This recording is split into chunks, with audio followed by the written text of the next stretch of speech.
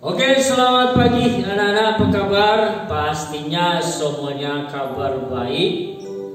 Dan kembali pagi hari ini kita akan bersama-sama memuji Tuhan, mendengarkan firman Tuhan melalui ibadah kita pagi hari ini. Kita akan memuliakan Tuhan dan kita akan awali pujian kita. Kita nyanyikan satu lagu, Ku Bersyukur Bapa. Sungguh banyak yang Tuhan sudah perbuat dalam hidup kita. Kebaikannya, berkatnya yang begitu melimpah dalam hidup kita. Maka yang kita bisa lakukan adalah bersyukur kepada Tuhan. Haleluya. Amin. Banyak yang Kau berbuat di dalam hidupku. Banyak yang Kau berbuat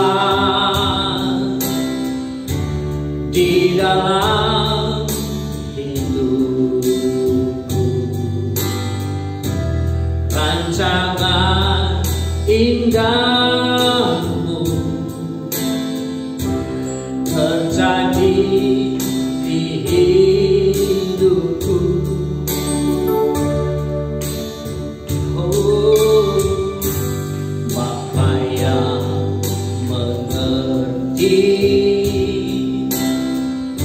Segala yang ku perlu, kasih-Mu sempurna nyata dalam hidupku. Ku bersyukur, ku bersyukur Bapa.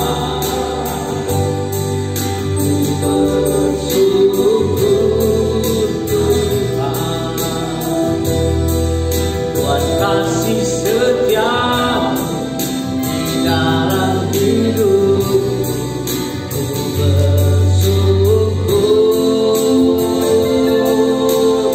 Oh, ku bersyukur Bapa, ku bersyukur Tuhan,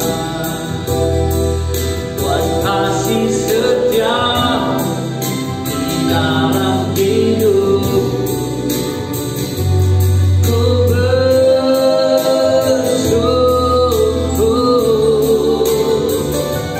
Tuhan. Haleluya. Amin. Banyak yang Kau berbuat di dalam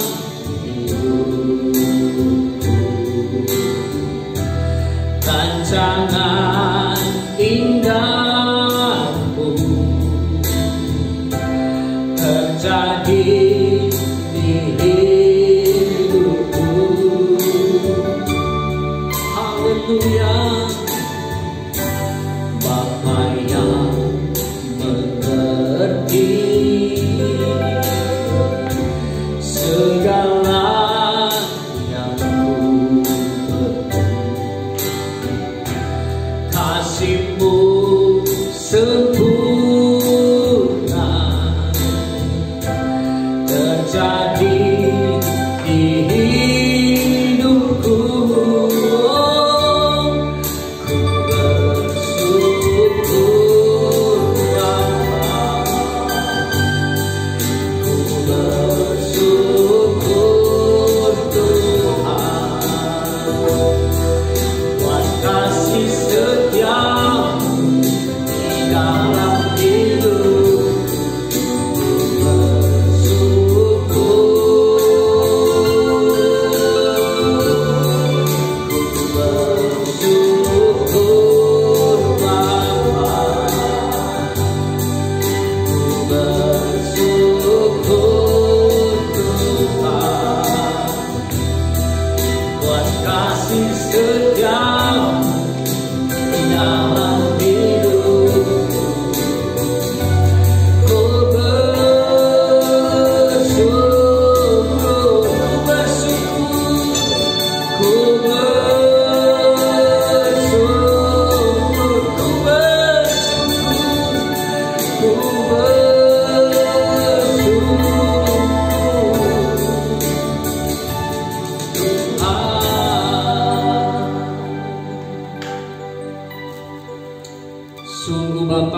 bersyukur kepadamu, sebab kami menyadari betapa banyaknya kebaikan dan kasih-Mu, berkat-Mu yang terus kami nikmati dalam hidup ini sampai saat ini. Dan bahkan berkat-berkat-Mu yang masih akan kami terima di hari-hari di masa depan kami. Kami mensyukuri semuanya itu karena Tuhan baik bagi kami. Saat ini kami ingin menyenangkan hati-Mu melalui pujian kami, dan juga nantinya ketika firman Tuhan disampaikan kepada kami, agar kami menjadi orang-orang yang senantiasa memuliakan Tuhan dalam hidup ini. Memberkati ibadah kami pagi hari ini, baik kami Bapak Ibu Guru dan peserta didik kami. Biarlah kami sama-sama diberkati oleh Tuhan. Terima kasih Bapa, dalam nama Tuhan Yesus kami berdoa dan kami lanjutkan pujian kami. Haleluya, amin. Haleluya anak-anak. Kita lanjutkan pujian kita. Kita nyanyikan bahwa di dalam hati kita ada cinta Yesus.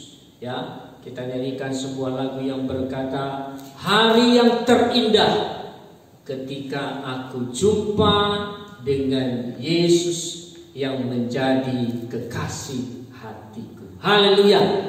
Kita nyanyikan. Oh, haleluya. Amin. Haleluya.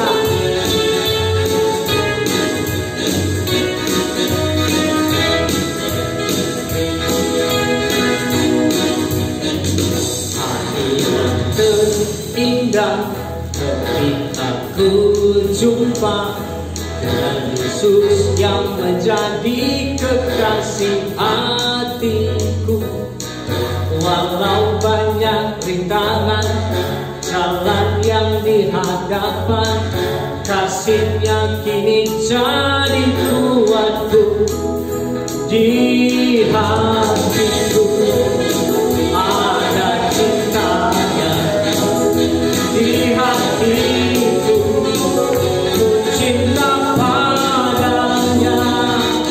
Ku ingin selalu mendengar suara-Nya, bertumbuh dalam imanku padanya.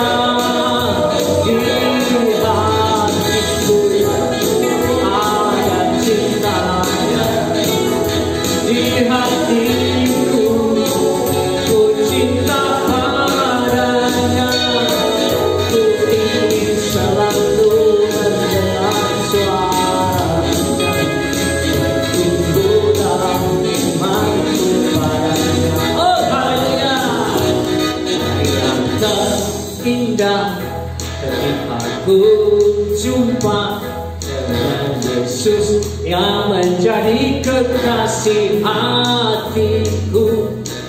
Walau banyak rintangan jalan yang dihadapan, kasih-Nya kini jadi kuatku. Oh, di hatiku ada cinta-Nya, di hatiku ku cinta padanya. Ku ingin selalu mendengar suara-Nya, bertumbuh dalam imanku padanya. Di hatiku ada cinta-Nya, di hatiku ku cinta padanya.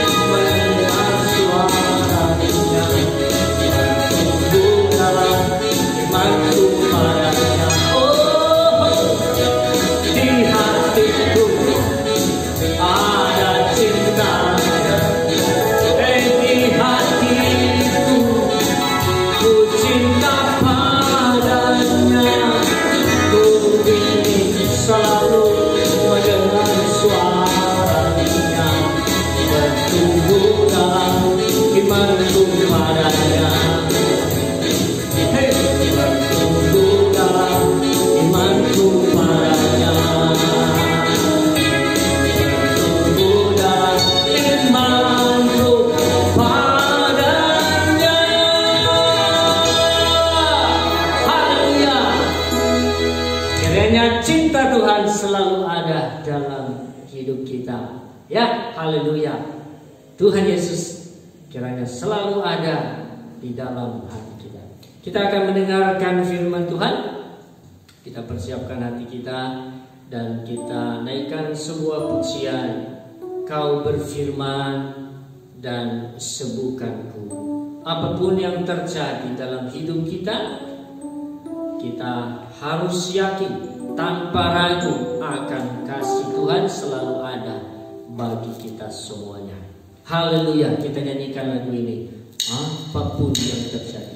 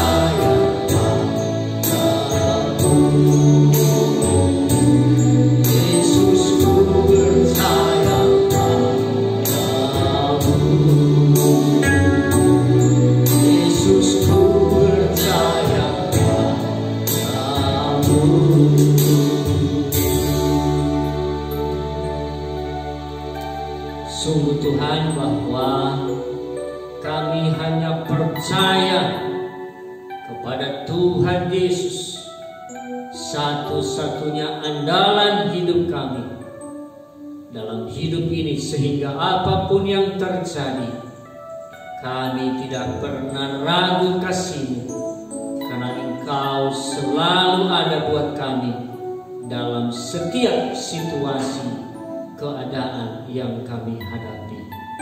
Sebentar lagi firman-Mu akan disampaikan kepada kami.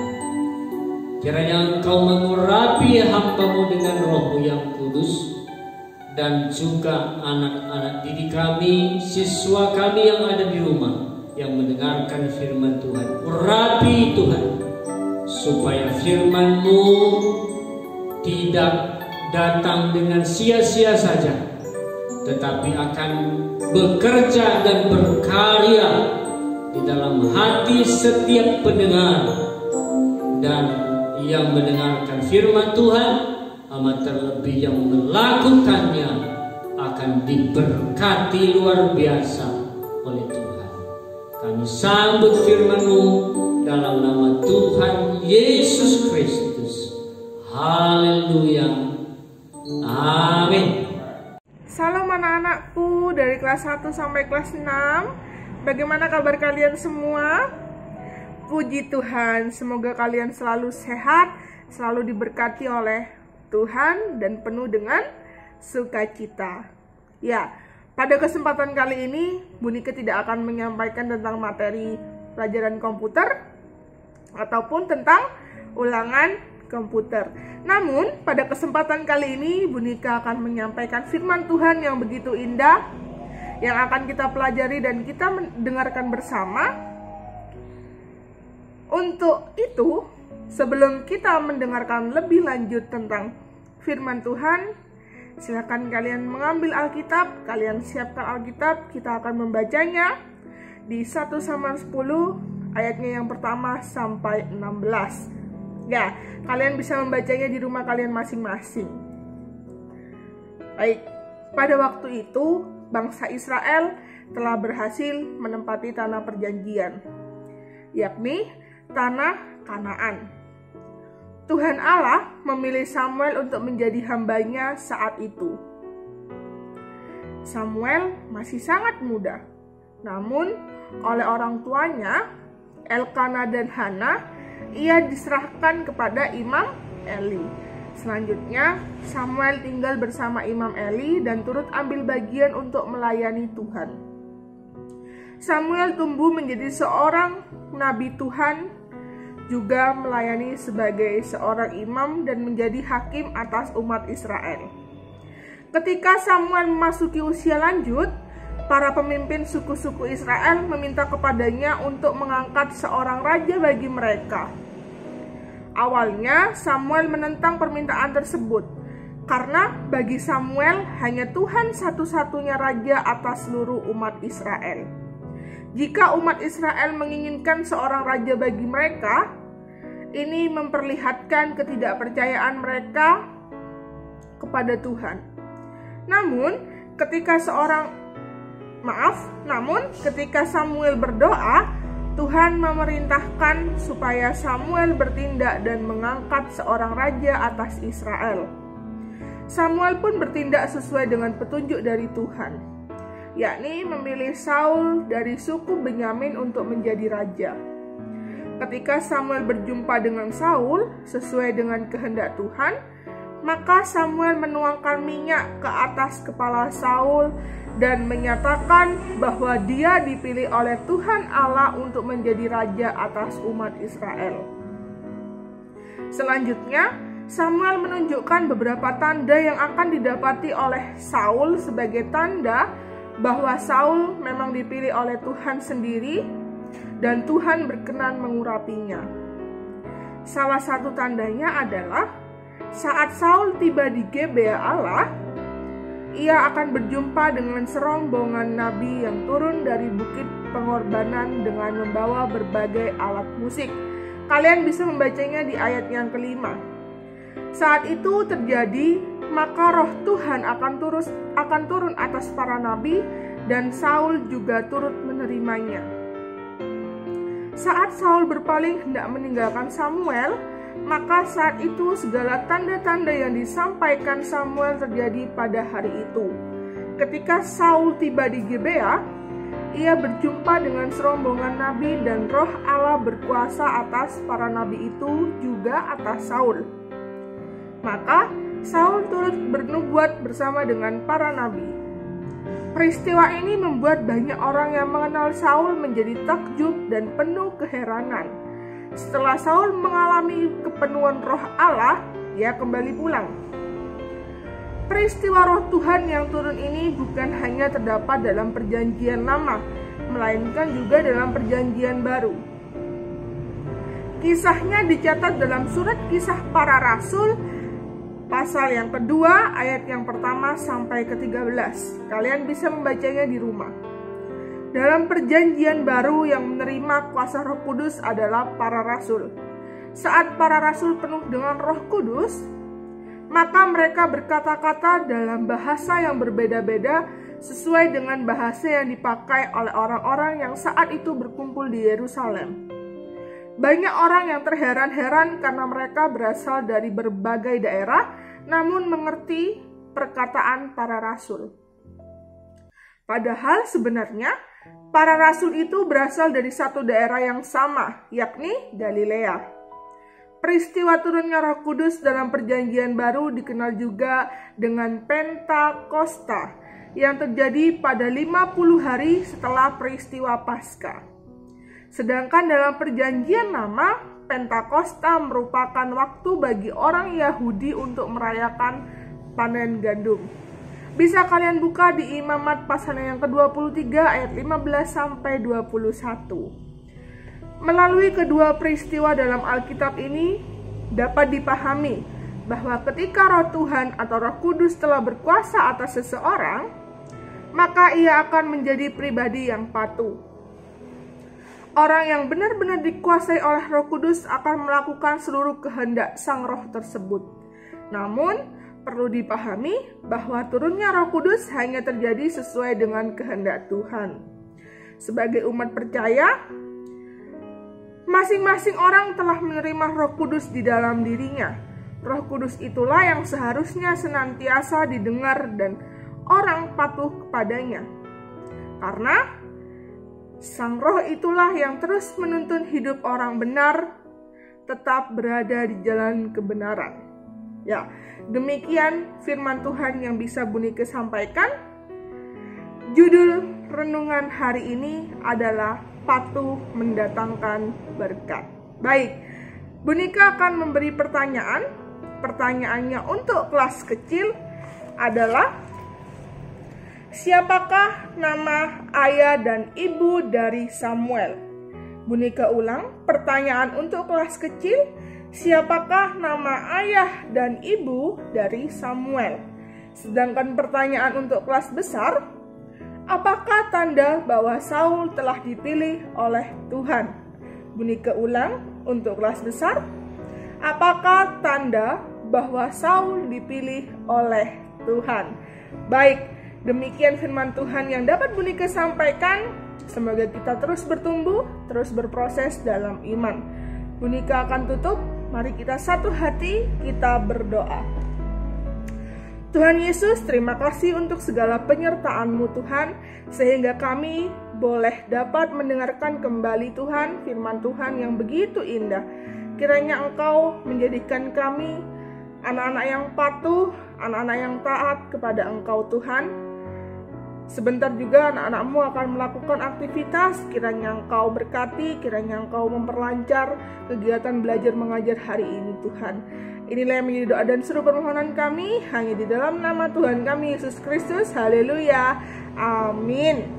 Tetap semangat, tetap jaga kesehatan. Tuhan Yesus memberkati.